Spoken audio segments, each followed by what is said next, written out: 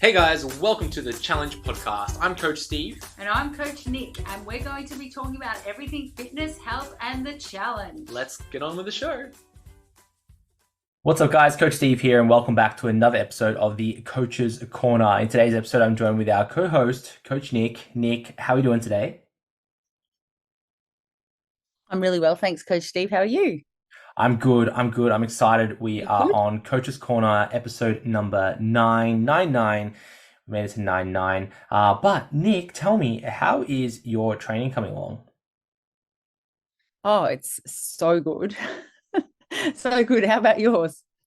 Oh, look, every day is a journey and excitement. There's the ups and the downs, but no, I think training is what kind of gets me up in the morning, right? It's what I'm excited for to do on that day is to go and train. Of course, I love my family, I love my job, but to go and get a good workout in and all the endorphins running and all the good stuff, like it's just so good, isn't it, Nick?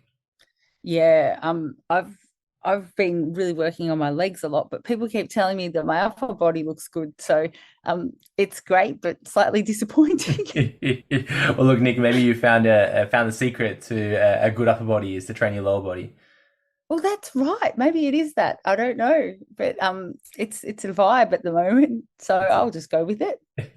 It's a vibe. I love it. Nick, Coach's Corner here today. We are running through our tip for the week. So you're in the red corner, I'm in the blue corner. Take us away, Nick. What advice do you have for us this week?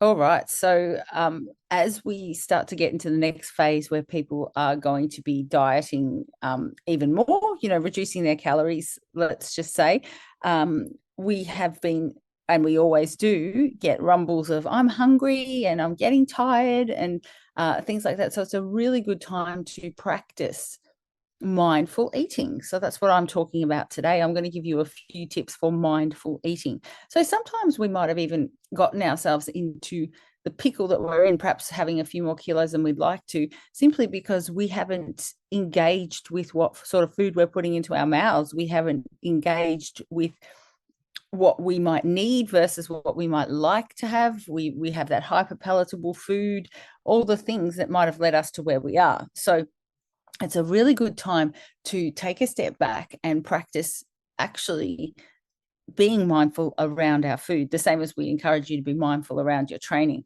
So if you want to progress with your food and get to the next level, here are some tips for being mindful around your food. So this one's quite a hard one, the first one. I mean, it's hard, but it's easy. It's in theory easy, but the first one is eat without distractions. So avoid eating in front of a screen. So that's even your phone. Now, I can't say I always do that at all. So this is something that I should do too. Or a TV. I don't like having the TV on while I'm eating. So that's good. Or a computer, and try to focus on the food and the experience of eating. Because even the way that you chew your food can sort of impact later on your digestion, but also your hunger levels, because you might have sort of eaten it all whole nearly and still feel hungry, but you haven't given yourself time to actually digest it and interact with the food, enjoy the experience of each texture and taste and, the hot, the cold, everything. So first one is eat without distractions. The second one, which is really interesting, and I think I've spoken about this before, but yeah, if you were told always when you were little, which we probably all were, to eat everything on your plate, think about that, because you were told to do that and you probably still have that in your head. So pay attention to hunger and fullness cues.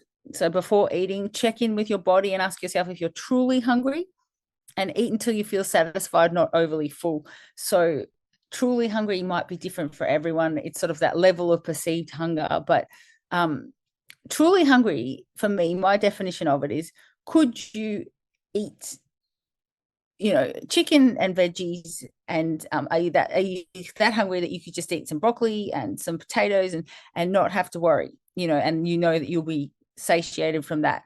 Or is it more that you want an ice cream or something like that? And then you can sort of tap into the idea of it maybe being for another reason. And obviously that's stuff that I don't really want to go into because I'm not a food psychologist or anything, but there might be some issues around that sort of stuff where you've used food previously as everybody has, as a treato or something like that. So have a think about that as well. So pay attention to your hunger and fullness cues. You could come up with a little scale for yourself, like 10 out of 10 hunger is basically, I will eat this chicken as soon as it's cooked. I don't care if it's got any salt on it, whatever. I just need food, all the way down to, that someone else in the house is having a piece of chocolate and I want some, so just gauge those cues. This is also the usual thing that I do, which is preparing people for the end. For the end of the challenge, I want you to take this stuff away with you. The next one is engage your senses. So I think I was sort of referring to that before, but take the time to smell and taste and appreciate the flavors and textures of your food. And this is where you can also experiment with your herbs and your spices and your salts and things like that make the food that you would normally consider maybe not to be that tasty, like veggies and things. You can make them a little bit tastier and include them into your taste library. So, for example, I love a nice broccoli with a bit of soy. I think that really lifts it and it's quite nice. And so I associate broccoli with that. That's just one example. And for me, it's broccolini rather than broccoli, and I keep it a bit crunchy. So that's one thing that I'll do. The other one, which is interesting, which can also help with portion control, is to use small plates and utensils. Now, I'll give you an example of my one. Because I love oats, and I could just probably eat a whole bag of oats if I wanted to straight away, just like a horse.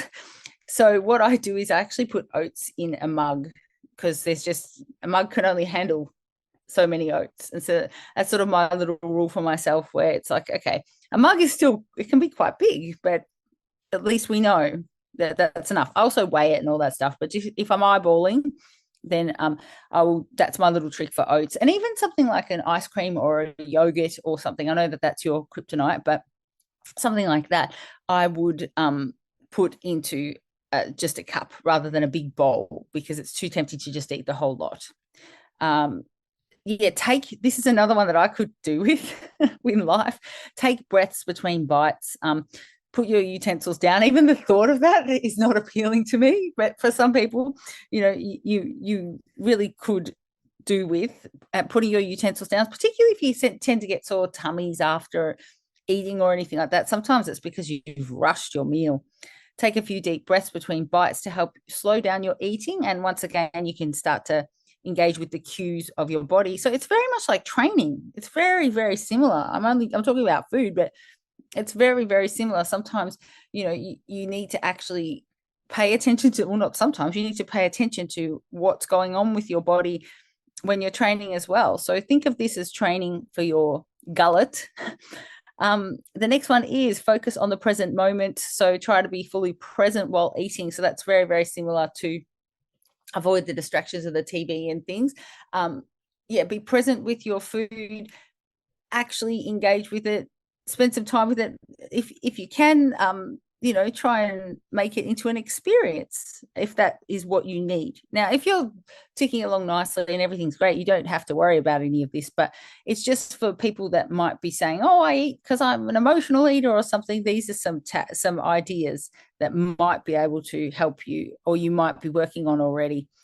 The next one, is what I've just said. I'm a bit ahead of myself. Appreciate the food and the effort that went into preparing it. So I think that is actually a good one, just to slow down, appreciate it. And then I've sort of changed my mind. I used to kind of say, oh, look, chicken is chicken and broccoli is broccoli and things. But then my daughter convinced me, Lucia, she convinced me to make her a cauliflower gratin that was a little bit different to what we might normally have, with a few spices in it. And she likes to cook with spices and some garlic powder and things like that. And I thought, you know what, this actually tastes quite nice. So she's right. I don't have to punish myself with no flavors ever just because I'm a bit of a bland cook, I guess you could say.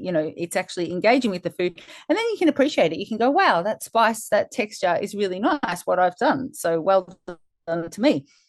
And then the final one I would say is, we always say this, there's no such thing as a clean or a dirty food. So we don't go down that road. So you don't have to be judgmental about the food. I think if you can just approach your eating without judgment or criticism, and just see it as for what it is. And once you've done whatever you've done with your food, you move on. You don't ruin the whole day just because you've had an ice cream or that kind of a thing. You just see it as a bunch of numbers, a bunch of macros chucked together, and it's an equation, just like anything is. And sometimes some foods are more conducive to your goals in the long run, but it's okay. You can still have that. So be compassionate and kind towards yourself, but at the same time, go back to the start and remember to eat without distractions. So just sit down, be mindful, and stay present with your food, especially as we get to that next hunger level. You want to appreciate every bite. You don't want to be rushing it, and also just slow down. The end.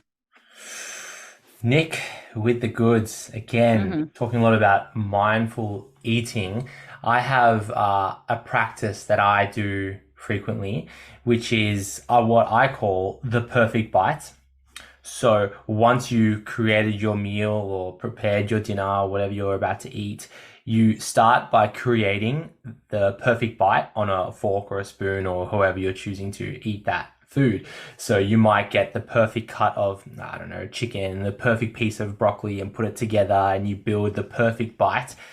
And just that practice takes time, sitting there and you're almost playing with your food as you kind of like prepare this perfect bite, and then you might look at it and smell it and go, and then you take that bite, right? So that's just a way of like slowing down and engaging with the food once again. And that kind of bleeds into, maybe without getting too Instagrammy, making your food look pretty, right? Like if you were to take a moment to plate your food like you would in a restaurant, maybe you add some garnish, make it Instagram worthy, right? Very similar to creating the perfect bite. If you take a moment to prepare your food and make it look nice, rather than sometimes, Nick, I love my oats in the morning too, but sometimes it just looks like some garb that they might serve in like a movie gruel. Prison, a gruel in like a prison movie or something like that, right? So it's like it's not very nice to look at, but it tastes delicious.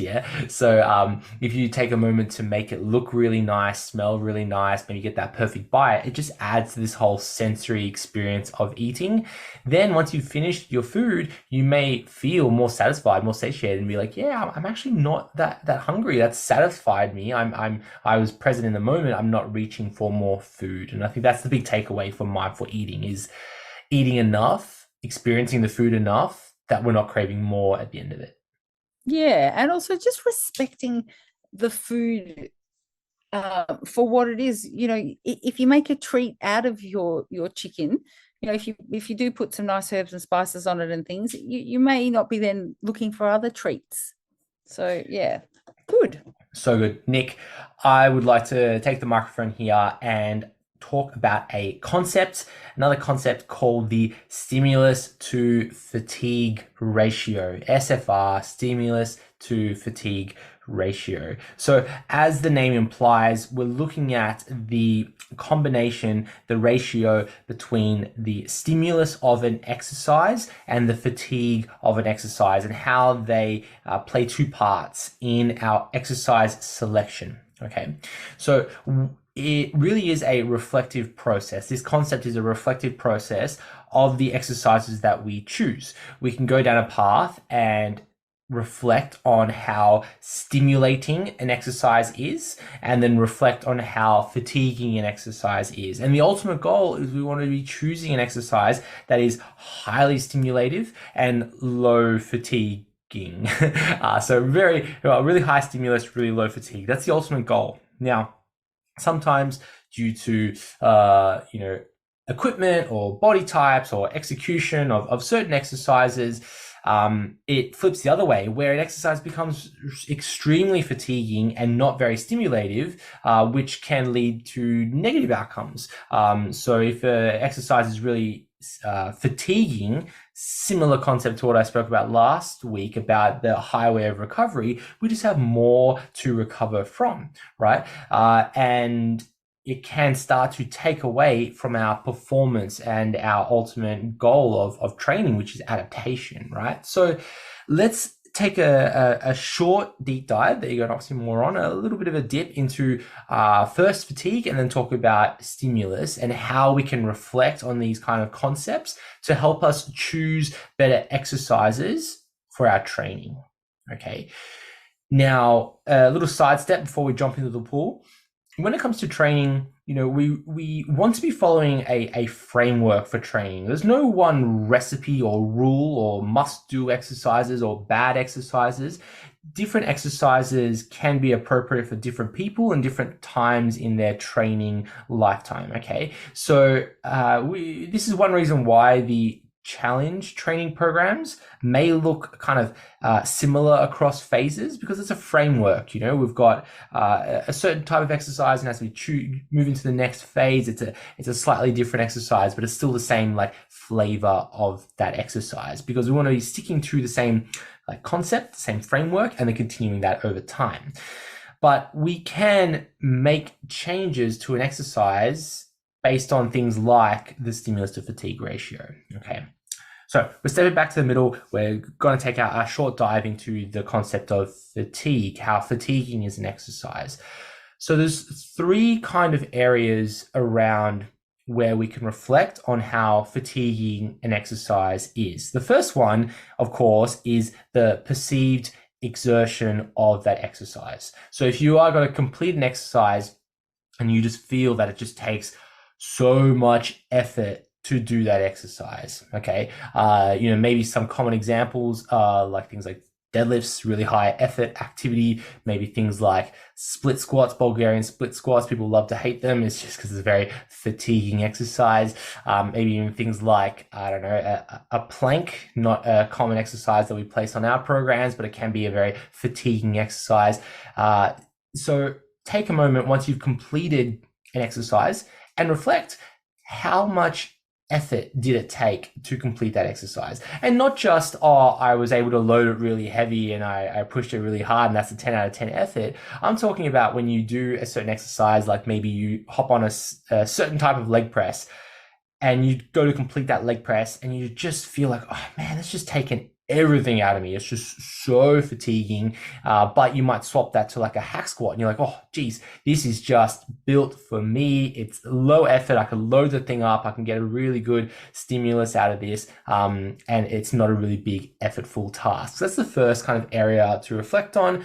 How much perceived effort or exertion does it take in a particular set? Now, this kind of goes into the world of maybe like the setups do an exercise as well. So if you have a really elaborate setup, like maybe a Nordic curl or something similar, or one of those machines that are closer to like a spaceship, Nick, you've seen those ones that are like double-decker school bus machines. If it's a really big effort to complete that exercise, okay, it may be more fatiguing in this kind of concept, okay? The next area to consider is the effect an exercise has on things like our joints, our connective tissue, and kind of how our body feels. Okay, so you may have gone on an exercise or a certain machine and completed it, and you just feel like, oh geez, I just feel this in my knees, I feel it in my elbows, my wrist just doesn't like this. I feel it a high amount in my low back. Certain exercises might not just be made for us, and that's okay. Some certain exercises just really like beat up certain joints, especially things like maybe plyometric style exercises, and they add elements of fatigue to things like joints and connective tissues, okay? The final area to consider is synergist muscles, or muscles that aren't the target muscle. How involved are they? And a classic one is when you go to complete, let's say, a barbell back squat, you're completing squats, you finish your set, you feel it in your quads, but then God, you feel it also in like the erector spinae, like in the back muscles, and you just feel it all through the upper back, and you maybe feel it even on your shoulders where the barbell was resting on as well. This adds extra fatigue and scales up the fatigue cost of doing that activity versus another type of activity for the quadriceps, like just say a leg extension. You sit down and kick your leg, a different fatigue cost to doing like a barbell back squat. So they're the three main components to the accumulative fatigue. One would be the perceived effort of the set. Two is the effect it has on joints and connective tissues. And just touching on that again, we want to be feeling it in the muscle, not like the joint. And you kind of feel the difference, right? If you're doing leg extensions, you kind of feel the difference of when you feel it in your knee versus you feel it in your quad, right? It's a different feeling. And then finally, thinking about synergist muscles or muscles that aren't the target muscles. How involved are they, and do you feel the same disruption in those types of tissues as well? Okay, so we reflect on these types of concepts of fatigue. Difficult to give them a rating or a number, but we can kind of think about that fatigue element and go, okay, yeah, when I do a deadlift, gosh, it takes a lot of effort. I feel it in my hips and my low back, my shoulders even feel on the deadlift. Ugh. And then, when you're doing the deadlift, it's like your forearms are just burning like crazy. Okay, really high level of fatigue for the deadlift. Okay. Now we can shift the conversation into the stimulus, okay? So some exercises have a really high fatigue cost, but then also have a really high stimulus cost, opportunity as well.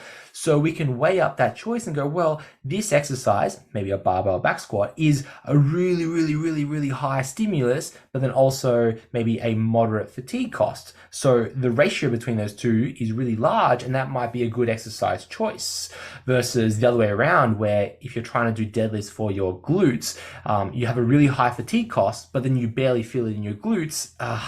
We're kind of losing time here and might not be a wise choice for the glutes, to train the glutes. Okay, example. So in stimulus, we have three areas to consider, Nick. We have firstly the mind muscle connection. So if you do, let's say a bicep curl, and you choose to do maybe a standing dumbbell bicep curl versus like a preacher curl, one of those little angled pads, and you rest your elbows on there like a preacher curl, and then something like maybe an incline curl where you set up an incline bench, you lay back onto it, you let your arms kind of hang past your body, and then you do a curl that way.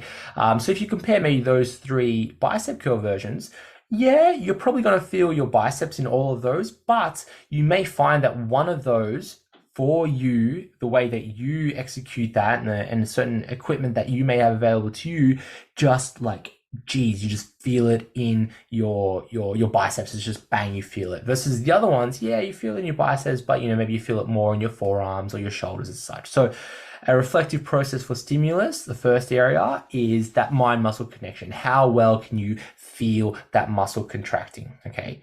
Now, when it comes to mind muscle connection, it's not always like the gold standard most important thing. You can get a really great stimulus, by not feeling that muscle, not feeling the tension in the muscle. And especially when we are maybe a novice, first time in the gym, you have so many things going on. Like, you're trying to figure out how to actually bend your elbow under control, holding this weight. If I'm telling you, hey, did you feel it in your bicep? You're like, I don't know. Like, I felt a lot of things going on. So that mind muscle connection, reflective process, it does come with time, especially as we become more internally focused on what's going on with our body. The next area to consider is the what we call like the disruption in the muscle. So in contrast with the fatigue, we're talking about disruption in the joint connective tissue. We're talking about the disruption in the muscle. So if you are, and I do this, Nick, going on maybe a leg machine like a hack squat, you do a set on the hack squat, and to get out of the hack squat, you look like a baby gazelle coming into the world for the very first time. That's a really good exercise, right? So when I go do something like a hack squat, I would do my set, and once I take a step off of that machine, my legs are just, it's done, it's cooked, it's well done, and it's out of there. I look like a little baby gazelle or like a giraffe learning to walk for the very first time. Okay, so that's a really high level of muscle disruption occurred to me in my quadriceps, and then I guess my lower body. Where in contrast, you might do a certain exercise. Let's say a chest type exercise. You're doing a machine chest press of some variety, okay? But this certain type of machine, it's just, you can't get the angle right, the hand positions aren't right, it just doesn't have a good range of motion. And you do your set and you're like, I don't really feel much going on. I don't feel like my chest or my shoulders or my triceps have actually had some disruption to it. So maybe that exercise might not be the most stimulative for you, okay? The final area, we've had mind-muscle connection, we've had the muscle disruption. The final area is the perceived pump. Okay, perceived pump. And the pump, that engorgement of the muscle where, it's filled up with blood and metabolites, it feels like the skin's about to, I don't know, rip around that muscle, the pump sensation where almost it's hard to like flex that muscle. That's the pump. Okay. Now, again, similar to my muscle connection, the pump isn't the most important thing in the world.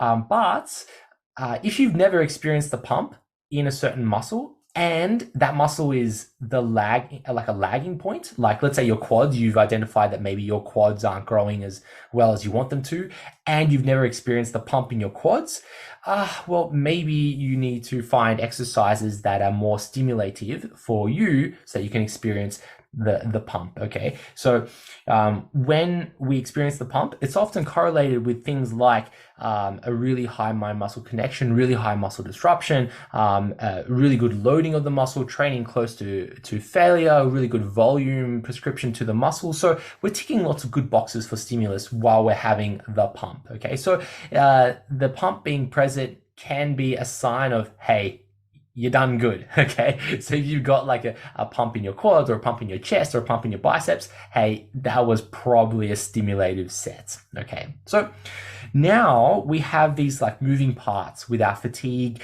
and our stimulus. And again, it's hard to quantify it, put numbers to it, but it's more of a reflective process. And you go, okay, how stimulative was this exercise in terms of the mind-muscle connection, the pump and muscle disruption, versus how fatiguing was this exercise compared to how much effort it took for me to do this, the involvement of other muscles in that exercise, and the disruption to joints and connective tissues, how beat up do I feel afterwards.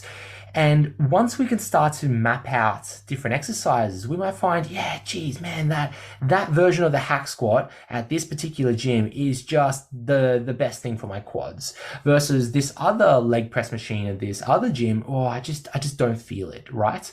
Or, this chest press machine is, just don't like it, it hurts my shoulders, blah, blah, blah, versus this maybe pec deck machine, oh, Jesus Christ, I get the gnarliest chest pump ever. So now we can start to map out our training and our exercise selection, where if we do an exercise, maybe it's prescribed in the challenge, or maybe it's prescribed on a program you find online, and you think, geez, it's so fatiguing, I hate doing this, I don't like it. Hey, it's okay. You can swap it. You can swap it for an exercise with a greater stimulus to fatigue ratio. And the biggest takeaway here is that training should be a framework, and we need tools like the stimulus fatigue ratio to help us to make better decisions about what exercises we should be doing.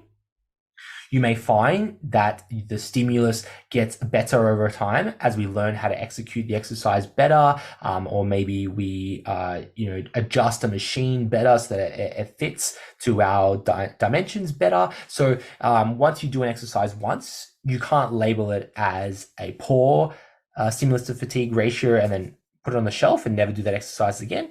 You may find if you practice that exercise for 2, 3, 4 weeks that the stimulus gets crazy high. And you're like, oh my gosh, I finally feel this good morning exercise. Oh man, this is what people are talking about the hamstrings.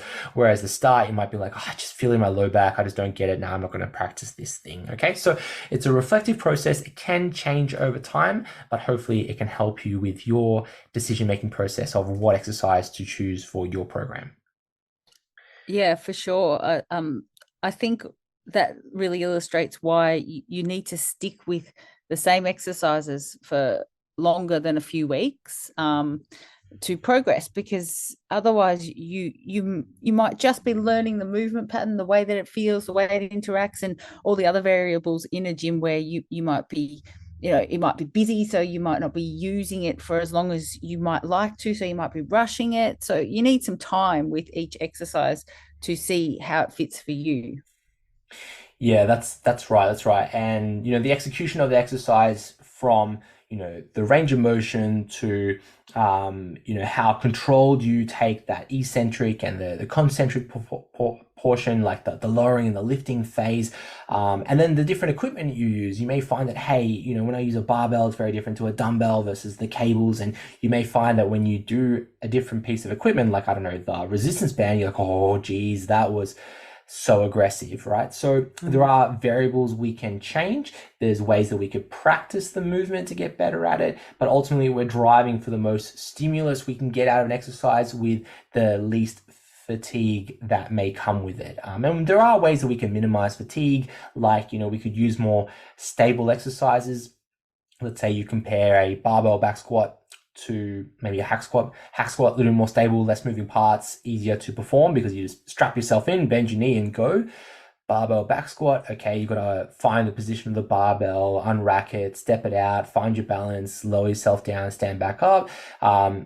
Choosing a more stable exercise will lead to lower fatigue costs and potentially more stimulus. So for hypertrophy, it might be better to lean towards more stable exercises than unstable ones. But it's all a logistical conversation, right? So lots of moving parts, interesting way to reflect, and it can help our decision-making process, Nick. Good. So much valuable information today. I hope everybody has got their pens and paper and reviews it all. No, love it. Anytime. But look, I hope you enjoyed this episode. Nick covered our mindful approach to eating. I was talking a lot about the stimulus fatigue ratio. If you enjoyed this episode, let us know. And we'll catch you next week for episode number 10. Ooh, double digits. Woohoo. Great. Thanks for tuning in, guys. If you like the show, share it with a friend. Or leave us a review on iTunes to spread the good word. See you next time.